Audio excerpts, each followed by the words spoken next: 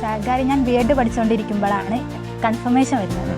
ക്രാഷിന് യൂട്യൂബിലെങ്ങാനും കണ്ടതാണ്, അങ്ങനെ ജോയിൻ ചെയ്തു. സന്തോഷമുണ്ട്. എക്സ്പെക്ട് ചെയ്തല്ല, ഫസ്റ്റ് പഠിച്ചെഴുതുന്ന എക്സാം. അപ്പോൾ അതിൽ ഒരു റാങ്ക് കിട്ടിയ സന്തോഷമുണ്ട്.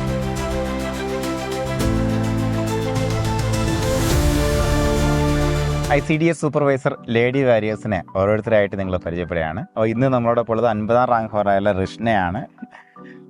റഷ്ന ബേസിക്കലി അത്യാവശ്യം നമ്മുടെ WCD ഡിപ്പാർട്ട്മെന്റിൽ one of the most degree ലെവലായിട്ടുള്ള ഒരു എക്സാമിനേഷനാണ്. ഒരുപാട് പേര് ആഗ്രഹിക്കുന്ന ഒരു പോസ്റ്റാണ്. അപ്പോൾ അങ്ങനെ ഒരു പോസ്റ്റിലേക്ക് ഈ ചെറിയ പ്രായത്തിൽ എത്തിച്ചേരുക എന്ന് പറയുമ്പോഴത്തേക്കും നമ്മൾ വളരെ വേഗം തന്നെ പ്രൊമോഷൻ നേടി പോകാനുള്ള എല്ലാ സാധ്യതയൊക്കെ ഉള്ളതാണ്.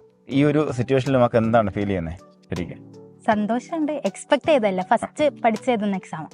അപ്പോൾ അതിൽ ഒരു റാങ്ക് കിട്ടിയാൽ സന്തോഷം. ഒരു റാങ്ക് അല്ല, എന്തോ പറയുന്നത് 174 പേരുടെ റാങ്ക് ലിസ്റ്റിൽ 50ാം റാങ്ക് എന്ന് പറയുമ്പോൾ നമുക്ക് പകുതിക്ക് ഒരുപാട് മുകളിൽ നിൽക്കുന്ന റാങ്കാണ്. അപ്പോൾ അതിനകത്ത് നമുക്ക് അടുത്ത വരുന്ന അഡ്വൈസുകൾ തന്നെ ഉറപ്പിക്കാൻ പറ്റുന്ന ഒരു റാങ്ക് കൂടിയാണ്. കാരണം ബാക്കിയുള്ള വേക്കൻസീസ് എല്ലാം റിപ്പോർട്ട് ചെയ്ത് ഇനി നെക്സ്റ്റ് അഡ്വൈസും NJD വരുമ്പോഴത്തേക്കൊക്കെ എല്ലാം ക്ലിയർ ഒന്ന് പോസ്റ്റാണ് കേട്ടോ. ഓക്കെ, സാഗറിലെ എൻട്രി എങ്ങനെയായിരുന്നു നമ്മുടെ? സാഗാരി ഞാൻ ബി.എഡ് പഠിച്ചുകൊണ്ടിരിക്കുമ്പോഴാണ് കൺഫർമേഷൻ വരുന്നത്. അപ്പം ഞാൻ പഠിക്കണ്ട വിചാരിച്ചതാ, പക്ഷേ പെട്ടെന്ന് സിലബസ് മാറിയപ്പോൾ എനിക്ക് തോന്നി ഇനി പഠിച്ചാൽ ചിലപ്പോൾ എല്ലാവരും പുതിയതായിട്ട് പഠിക്കണ്ടേ. അങ്ങനെ ക്രാഷിന് യൂട്യൂബിലെങ്ങാനും കണ്ടതാ, അങ്ങനെ ജോയിൻ ചെയ്തു. അത് നല്ലൊരു തുടക്കം തന്നെ. ഇത്തരത്തിൽ സിലബസിലൊക്കെ വലിയ ഷിഫ്റ്റ് വരുന്ന പരീക്ഷകളിൽ അല്ലെങ്കിൽ തന്നെ നമുക്ക് ഈ പറഞ്ഞ പോലെ വളരെ ക്രിയേറ്റീവായിട്ട് അവസാന നിമിഷം പഠിക്കുക എന്ന് പറയുമ്പോഴത്തേക്കും അതൊരു ചാൻസ് തന്നെയാണ്. അപ്പൊ ഒരു 3 മാസത്തെ പരിപാടി അല്ലേ? മാസത്തില് കറക്റ്റ് പറഞ്ഞ ഒരു 1.5 മാസം. കാരണം ബി.എഡ് എക്സാം നടന്നുകൊണ്ടിരിക്കുകയായിരുന്നു. അപ്പൊ അത് കഴിഞ്ഞൊരു 1.5 മാസം കിട്ടി. അതിനുശേഷം ബി.എഡ് കഴിഞ്ഞിട്ട് എത്ര നേരം ഇരിക്കുവായിരുന്നു വേണ്ടിയിട്ട്? സാഗാരിയില് ഒരു 8 ക്ലാസ് എങ്ങാനും ഇടുന്നു തോന്നുന്നു ഒരു ദിവസം. അത്രയും നമുക്ക് ടോപ്പിക്ക് മാറി വന്നുകൊണ്ട് അത് ചെയ്യാൻ നിവൃത്തിയില്ല. അപ്പൊ അത് കവർ ചെയ്തിട്ടേ ഉള്ളൂ. അത് കവർ ചെയ്യാൻ സമയം കിട്ടാറുള്ളൂ. ഓക്കെ, അപ്പൊ അന്നന്ന് വരുന്ന സാധനം എല്ലാം അന്നന്ന് കവർ ചെയ്ത് പോകുമായിരുന്നു അവളെ? മാക്സിമം കവർ ചെയ്ത് പോകുമായിരുന്നു. പിറ്റേ ദിവസത്തേക്ക് ഇട്ട് കവർ ചെയ്യും. അപ്പൊ നമ്മുടെ സ്ട്രാറ്റജിയിൽ വരുന്ന ഏറ്റവും പ്രധാനപ്പെട്ട കാര്യം നെക്സ്റ്റ് ഡേയിലേക്ക് മാറ്റി വയ്ക്കാതിരിക്കലും ഒരു വലിയൊരു കാര്യമാണ്. ഇത്തരത്തിൽ ഈ സിലബസ് ചേഞ്ച് എന്ന് പറയുമ്പോഴത്തേക്ക് നമുക്ക് ഇന്നോവേറ്റബിൾ ആയിട്ടുള്ള പാർട്ടാണ്. അത് പഠിപ്പിച്ച് തീർത്തേ പറ്റുള്ളൂ. അതിൽ നമുക്ക് വെറുതെ ഓടിച്ചിട്ട് തീർത്തിട്ടും കാര്യമില്ല. ആ ഡെപ്തിൽ തന്നെ പോയാലേ പറ്റുള്ളൂ. അത് വന്നപ്പോഴത്തേക്കും നമുക്ക് ശരിക്കും പറഞ്ഞൊരു പ്രശ്നം വന്നെങ്കിലും നമുക്കൊരു ഭയങ്കര പ്രതീക്ഷ വന്നു. കാര്യം നമുക്ക് ആ ഒരു എന്താ പറയാ, ലാസ്റ്റിൽ നമുക്ക് വേണ്ടിയിട്ടാണ് സിലബസ് മാറിയെന്ന് ഞാൻ ചിന്തിച്ചിട്ടുണ്ട്. അപ്പൊ അതിന്റെ ഒരു ഔട്ട്കം ആണ് നമുക്കൊന്ന് റിസൾട്ട്. കാര്യം ആ സമയത്ത് ഈ സിലബസ് മാറി ആകെ പ്രശ്നം, മൊത്തത്തിൽ എല്ലായിടത്തും പ്രശ്നം.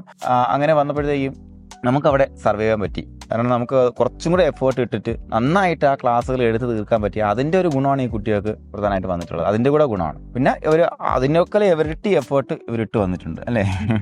ഓക്കെ, നമ്മുടെ അന്ന് മെന്റർഷിപ്പ് ആയിരുന്നവളെ ഹാൻഡിൽ ചെയ്തത് ശ്രുതിയായിരുന്നു ഹാൻഡിൽ ചെയ്തിട്ടുണ്ടായിരുന്നത്. ഓക്കെ, അപ്പോൾ നമുക്ക് ഈ ഒരു 2K കിഡ്സിൻ്റെ അടുത്ത് എനിക്ക് പറയാനുള്ളത്,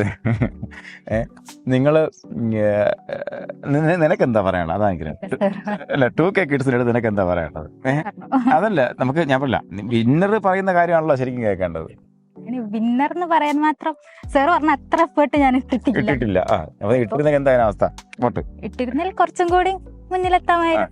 ഓക്കെ, പിന്നെ കുറച്ച് ഉഴപ്പി, പിന്നെ കുറച്ച് അശ്രദ്ധകൾ മാറിക്കറപ്പിച്ചു. അതൊക്കെ നമ്മൾ ഫസ്റ്റ് ആയിട്ട് എഴുതുന്നതുകൊണ്ട് പറ്റിയതാണ്. അപ്പം നമ്മൾ ആദ്യം എഴുതി പ്രാക്ടീസ് ചെയ്യുക, അതായിരുന്നു. പിന്നെ നമ്മൾ ഓൺലൈൻ ആയതുകൊണ്ട് വന്ന ഒരു കാര്യം എന്ന് പറഞ്ഞാൽ OMR എഴുതി പ്രാക്ടീസ് ഇല്ലായിരുന്നു. അപ്പൊ അതിന്റെ ചെറിയ മിസ്റ്റേക്ക് വന്നു. അതും കൂടെ ഒക്കെ സെറ്റ് ആയി കഴിഞ്ഞാൽ റെഡിയാക്കാൻ പറ്റും. അവരുടെ എന്താ പറയാ, നിങ്ങളുടെ ഏജ് ഗ്രൂപ്പിൽ നിൽക്കുന്ന ആൾക്കാരുടെ എന്താ പറയാ? അതിന് ഞാൻ ആളല്ല. ഓക്കെ, എന്തായാലും നിങ്ങൾ എല്ലാവരും നന്നായിട്ട് വർക്ക് ചെയ്യുക. എനിക്ക് പറയാനുള്ളത് ഇത്രയേ ഉള്ളൂ. നമ്മൾ നേരത്തെ തന്നെ നല്ലൊരു പ്ലേസ്ഡ് ആയി കഴിഞ്ഞാൽ നിങ്ങൾക്ക് ലൈഫ് അടിച്ചു പൊളിക്കാൻ പറ്റും അല്ലേ? അത്രയേ ഉള്ളൂ. അപ്പോൾ എല്ലാവരും നന്നായിട്ട് വരിക. Thank you.